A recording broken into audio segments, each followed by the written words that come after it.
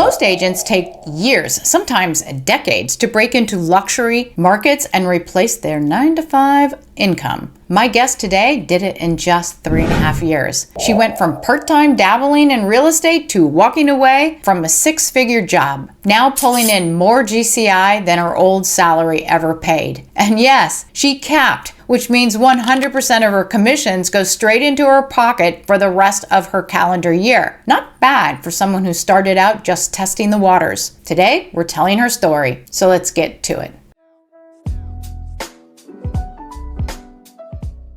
I'm Carrie Hill, lawyer turned realtor, EXP certified mentor, and a team leader with Smart Agent Alliance, where we bring you more free value than anyone else in the real estate business. I'm really not kidding here. There's a reason why we are the only large team at EXP that has added agents every single month this year, while every other team has lost more agents than have joined them. That says a lot for our retention. Learn more at smartagentalliance.com. And if you get any value from this interview, please subscribe to encourage me to keep bringing you more agent stories that you can learn from and be inspired by. So today, you'll hear exactly how this agent scaled from part-time to full-time, broke into luxury, and built a pipeline using social media, open houses, and her sphere. If you've ever wondered whether you can actually out-earn your old job and still have a life, this story is proof.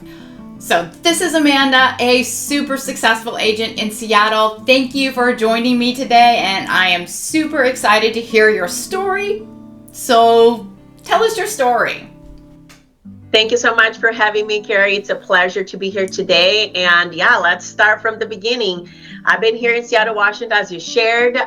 Before getting to real estate, I had I would say a successful career in the tech industry. There's a lot of tech companies in here. So working for, a small consulting company, but providing services to companies like Microsoft. That was probably what I was doing for the last 12, 13 years. A lot of what I was doing was managing people. I already kind of, was definitely with my, steps toward to get on the director type of role and whatnot. And then pandemic hit, and then all the questions marks came into my head and like, what else do you want to do? Or, is this company where you're at, is going to help you get to the next level of your career? And I really never really thought about real estate. It was not something that maybe you hear the story of someone like, I always wanted to do that. Like, I feel like real estate found me. Through the years, I have a very close couple, and the husband is in real estate, and he will often use, like any opportunity to tell me that I should get into real estate. And I was just like, oh, thank you so much. Not for me, but that's cool that you do that. I'm happy where I'm at. I was making 6-figure, traveling, doing the things that, like, it was nice. I obviously, I'm not saying like I was throwing money up in the air, but I was able to do so far the things that I enjoy doing it. And so as the pandemic came, I just started debating about it, maybe trying something else. And after having a conversation with my husband, I just wanted to make sure we were both on the same page, because I knew it was going to change the dynamic of our family, how we spend our weekends, because I was not planning to leave my full-time job, because I had no idea if I was going to enjoy real estate. And I didn't want to just, quit the job that there was no reason for me to leave. And I actually have I still had a path ahead of me. So I made a commitment to myself that I was going to try real estate alongside my full-time job for a year, because I wanted just to see the cycle of real estate through all the months and, kind of get my own perspective and opinion. And so that's kind of what I started 3.5 years ago. I can't even believe it feels so short, but I've gone through so much already and learned so much. So sometimes I do feel like I've been in the business for a long time, and other times I feel like I'm just getting started. Well, that's an amazing story, Amanda. And what I really like about it is I know you're very successful at EXP. You're one of the capping agents, so you're earning a nice solid income for you, and you get to have the 100% for the rest of the year or your calendar year, which is always so good feeling for those much bigger checks. So I'm just wondering, like, What's the main way you got there? I mean, you started part-time to go full-time, and I know that is something that people struggle with. So how did that look like for you? Yeah, definitely not gonna paint it was a beautiful picture. It was a lot of hustle. Like every hour that I had outside of my full-time job, it was invested in real estate. I feel like when I started my first 3 or 4 months, I probably worked 7 days a week nonstop, because I was committed. And I felt like I actually had two full-time jobs, and family time only became an evening thing because my weekends, I was just doing open houses, or showing homes or recording content. And, I was recruiter, the team that I joined was already, the wolf pack from day one. Being part of this, have never been in any other brokerage, absolutely love it. It transformed my life and my business. But, social media is a big thing here if you want to invest in that, right? And also my mentor was already in social media as well for his branding. So I knew that was going to be one of the things that I needed to invest my time. So from like week one of announcing like I'm in real estate, I was already like, my goal was to post at least 4 times a week on Instagram. And it was a lot. It was a big commitment, but that was something that I definitely kept. It didn't matter how I was feeling, what was going on in my personal life. I kept going, with social media. And, crazy enough, because for me it felt crazy, like my very first deal that I got, you came from a Facebook post that I did 30 days later, a lady that reached out to me to help her sell her house. And that was just kind of the beginning of like being able to get clients from social media with someone like she never asked how long I was in the business or anything like that. It was just a post that I said, hey, by the way, Facebook groups, if if you're looking for a realtor, I'm a local realtor, and if you need any help, reach out.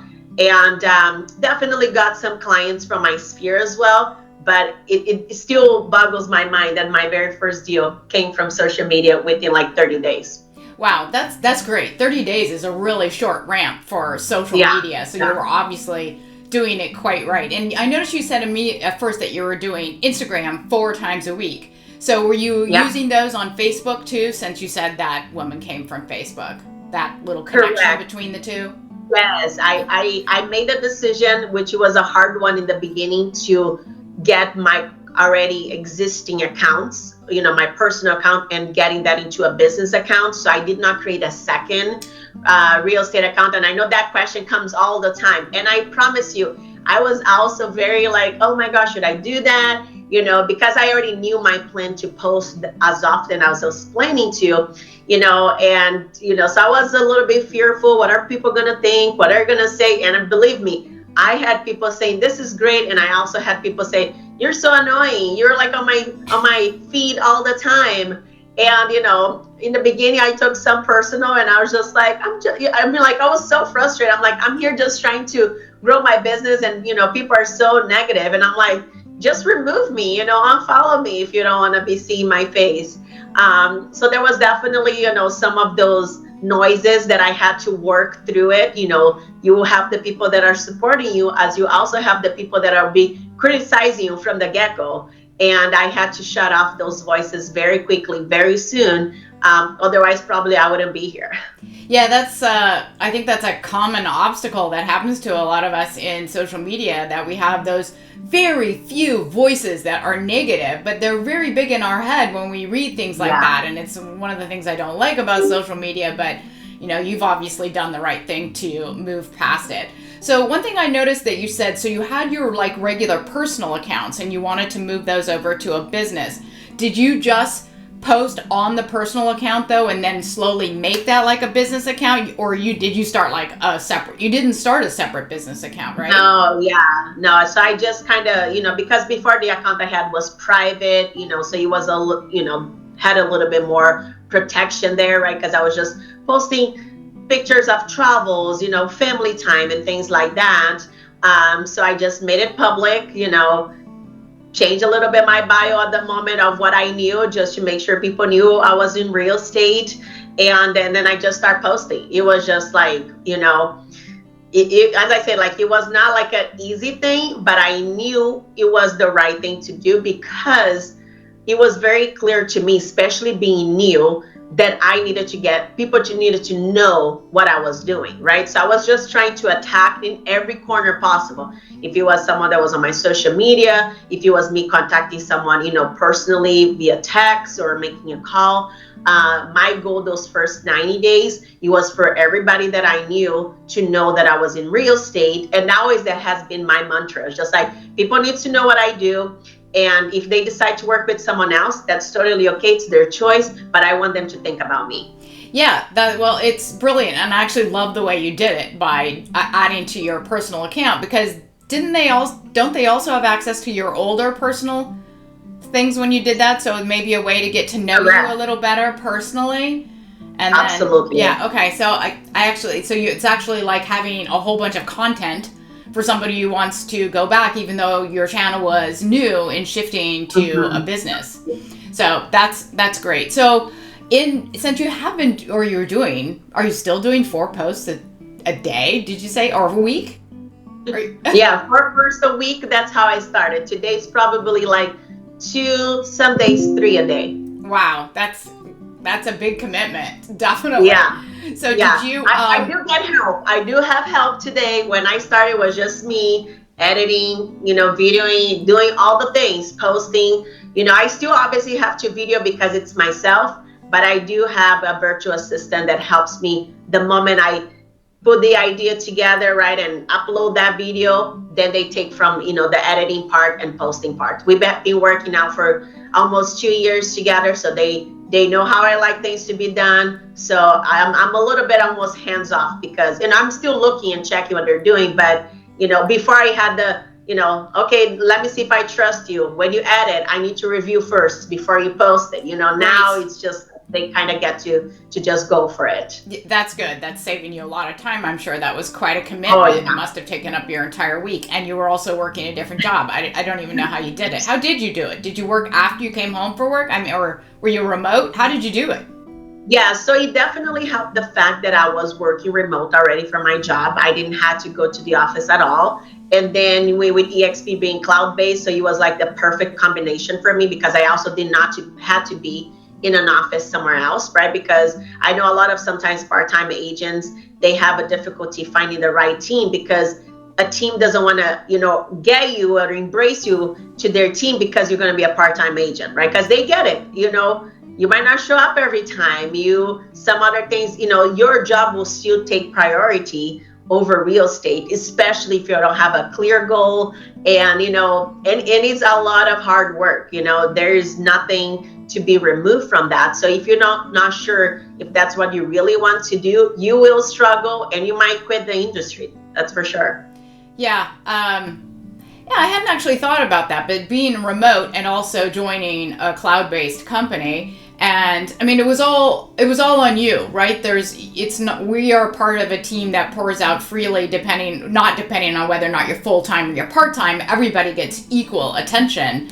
And so that must have been good for you too. Okay, I had another social media question, which is, first of all, is that mainly your main social media, like Instagram, Facebook, Reels, or did you go out into long form YouTube and how's that? Yeah, I mean, at the time, obviously, again, being part of the Wolf Pack, right, with Mike, YouTube and everything, I definitely tried that. I probably have, I don't know, over 100 of videos that I already made on long form on YouTube. So almost at the same time, that I started with transitioning my Instagram, I also went and created a YouTube, went through the Social Agent Academy training and start kind of, doing that and doing the long form videos. But to be honest, it was a lot for me. Like, the planning, the video, obviously they're longer. And I just, and as I said, I already post a lot of videos there. It's not like I only post, 10, but I just kind of had to put YouTube almost on the side and then just go put my energy where I had it. And I mean, I love short form.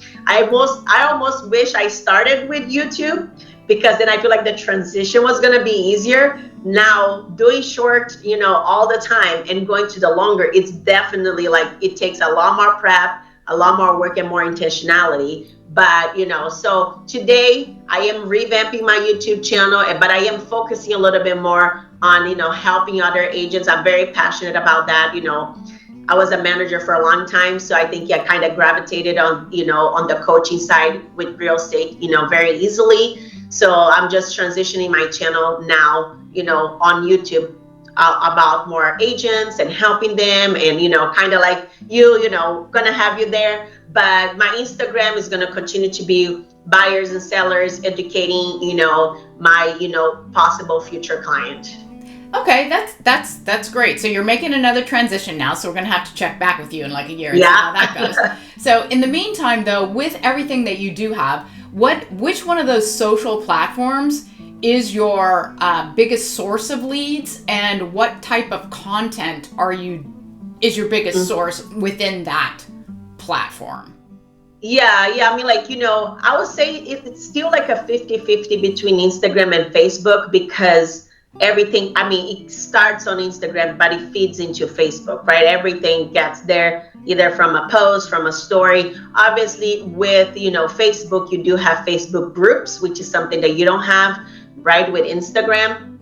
I don't post like too often on those groups, because I personally don't want to be annoying, or I don't want anybody to like, oh, she is again here. Like, I'm not going to say if every week I'm doing an open house, I don't post it, but once in a while, I'm like, hey, just to kind of do a little reminder, right? I'm still here, but a lot of those people that are in some of those groups, they already follow me either in Instagram or Facebook. So I would say like it's a combination, because I actually have a client that I just went under contract this week, and they're coming from Canada, and they found me in one of the local Facebook groups. So that's how, they found me. But as far as like a specific content, I never had anybody that I have helped so far, either locally or relocating, that they said, it was that one video that you did and I got it. I think the maybe the myth that I feel like sometimes agents are think like, I just don't know which video it is,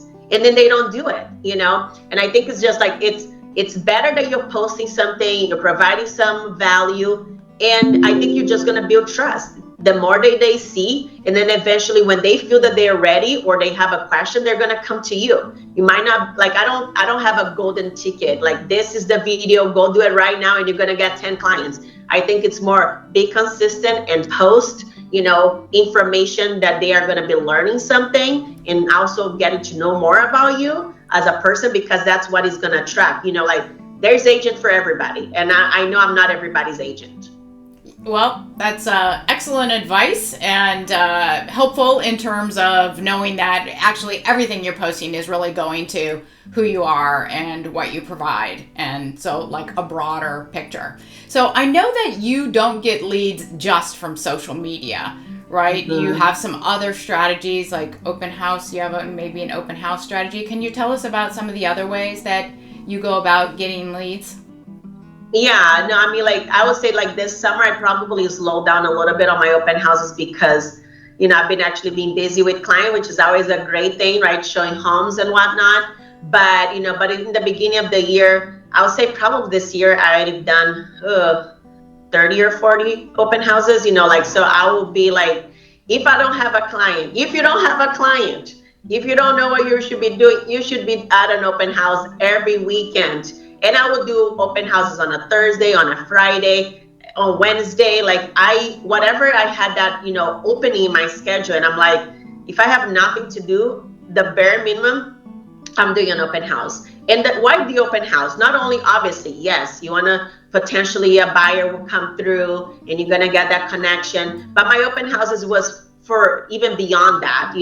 If nobody's showing up, I'm recording content. I'm doing little things in the house, like I'm opening a door, I'm closing a door, I'm moving a pillow. So I'm just bringing myself, a tripod, my iPhone, and a mic if I decide to actually do, record me speaking. But even if you don't feel like talking that day, at a bare minimum, you dress up for that open house, go do some B-roll content, right? So those that can be used for your short form. So one, I'm posting about that open house on my social media, right? So this is one way that people are like, wow, this home is beautiful. Oh my goodness, I love that kitchen. I love that bathroom. Maybe they're not thinking about buying today, but again, you are providing something visual for them to look at. So I think open houses was also feeding my social media. But obviously, I have been able to get clients from open houses as well. And I would say, like, I am not your aggressive type of agent, or, that I'm almost like, if you don't want to give my contact, you don't give me your contact, whatever, but I bring a lot of things to my open houses. I always have like a buyer and seller's guide. I feel like that was something I shifted this year that I thought was very helpful. One of my clients that I got, like, I gave, him my buyer's guide and answer a lot of questions and whatnot. And they did not give their number, right? They say, like, no, your number is here, right? So, we'll contact you when you're ready. 3 weeks later, my phone rings. And like immediately when I heard the voice, I knew it was him. And so I actually helped them buy and sell. So like, and so the more value that you provide, even if you don't get their contact, they're going to be thinking about you. Because if you visit some open houses, people sometimes they're just not prepared, right? So the more prepared you are, the more things that you have to give away that they can take it home. Sure, it does cost me maybe like $8 to print out, each of those buyer's guide. But, even just that one client that I got that I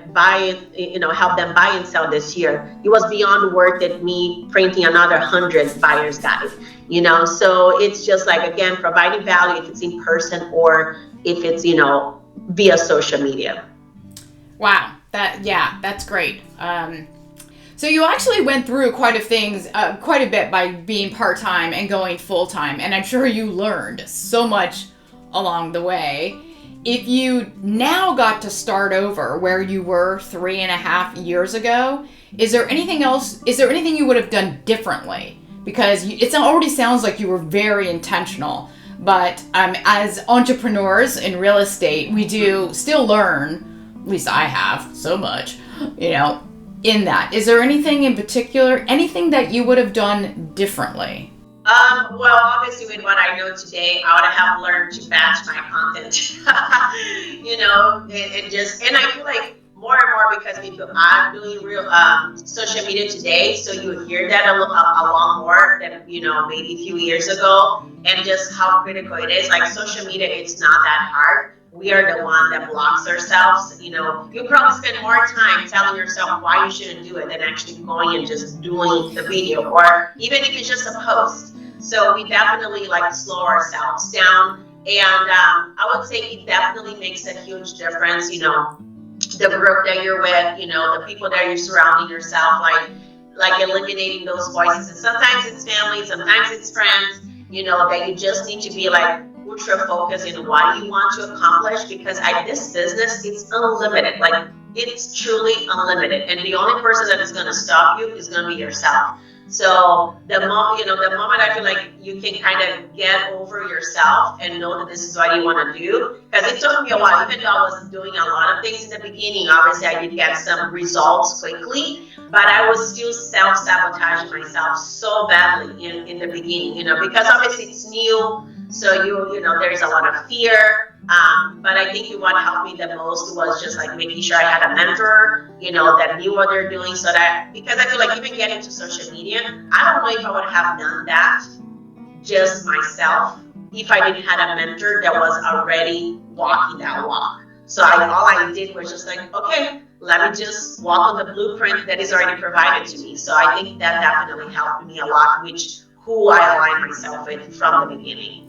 Yeah, well, that obviously you made a great choice, because, look what you were able to accomplish. Going back to something you just said, batching. For people who don't, know what batching is, I mean, what is batching? First of all, it's doing a lot of content at the same time, so you don't have to film it constantly. But what does it look like for you? Are you doing it monthly or weekly or what? How's it working out?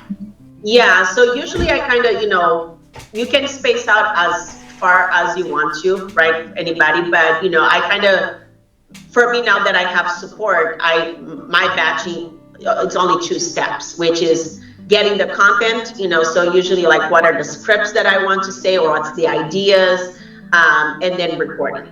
But even in the going back in the beginning, I would have not, like, as I transitioned and understood a little bit better about like batching, I try not to do all these steps on the same day, just not to feel the burnout. So one day for me was just about, getting all the content. If I'm already going to create content, I wanted to do at least 10. So that was my number, like a bare minimum, if more better. But so creating the ideas, what I was gonna say, and then my recording time, it got better and better. But in the beginning, would have been a couple of hours to like maybe just now an hour, because they're short, right? So and also the fact that like I have an accent, and when I was doing my videos, like sometimes one video, it would have taken me like 30 takes. It was insane, but I was just so critical of myself, right? I wanted to be perfect. Like, did I pronounce the word correctly? Are they gonna understand me? And I think I get better a little bit with like,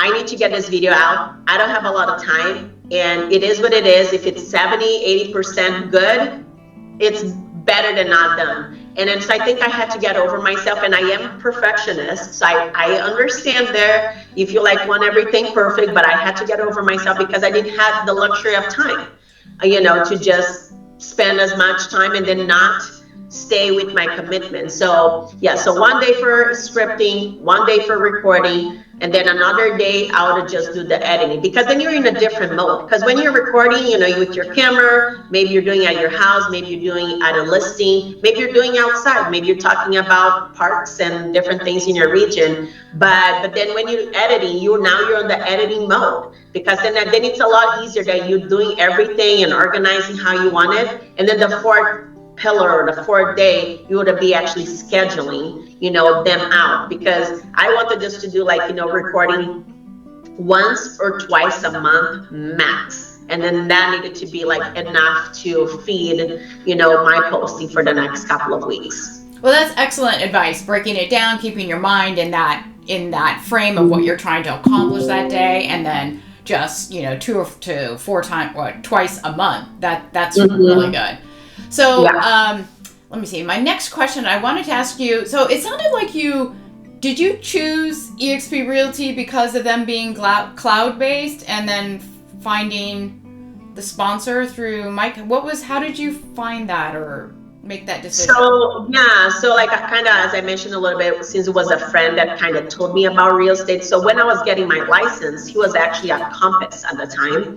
So I knew for me, I actually was going to follow him at that moment, wherever he was at. It didn't really matter the brokerage or anything like that. And as I was, getting my, doing my classes and getting prepped for the test, he transitioned to EXP. So I didn't know anything about EXP or anything like that, or comparing to any other brokerage, really. It was more like, my decision was like, hey, you told me to do this, you're gonna have to help me, right? So I was just gonna be following him at that moment. Who knows if, it wasn't EXP and it was something else, and I was gonna learn more about it in the future, what my decision would be. But I am so grateful that he made the shift, and I've been here since day one and been part of the Wolfpack since day one, because it's been an incredible experience. So did he join the Wolfpack? Is that how you found out about the Wolfpack?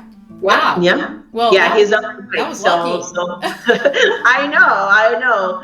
Absolutely, great. I feel that. So the last thing I wanted to ask you is about here at eXp now we can do co-sponsor. So you and I, we have the same upline. So somebody signs up with you or signs up with me, we both have the same upline of value. But we can now also name one of us as co-sponsor. So one of us could be sponsor, one of us could be co-sponsor, and that allows an agent to bring a little something extra to the table to help them through it. So what would you say your part of that is, outside of the Wolfpack? What is it, that extra part as co-sponsor? Yeah, absolutely. I mean, a lot of my strategy is really helping agents to break into their sphere and just this year, it's been amazing, some of the connections and the referrals that are starting to come from, planting those seeds. I am in a luxury market, and as a brand new agent, I was breaking to the luxury market, so just kind of learning how to position yourself if that's where you want to be known, so just the strategy, how you want to present yourself into the market. So branding is something that I'm very passionate about it. So love to, to help agents, have a plan and have how their brand is going to help them, takes to the next level. And then, I do get a lot of business from open houses. So I have definitely some strategies that I've used that have helped me, in this business so far. And so you help your agents with those strategies as well. So like breaking into luxury market, the open houses, just basically everything you've learned to become a successful agent. Exactly. I would presume. So I am going to have your contact information in my description so that people can reach out to you or reach out to me or reach out to both of us. And what is your favorite way, outside of the links in my description, for people to get a hold of you? What's your best? So obviously you can come to my Instagram. I try to reply as quickly as possible, but I will also provide my Calendly link so that you already find a time that works best in your schedule and mine, and put that meeting there so that we can straight up be strategic and see how we can help you.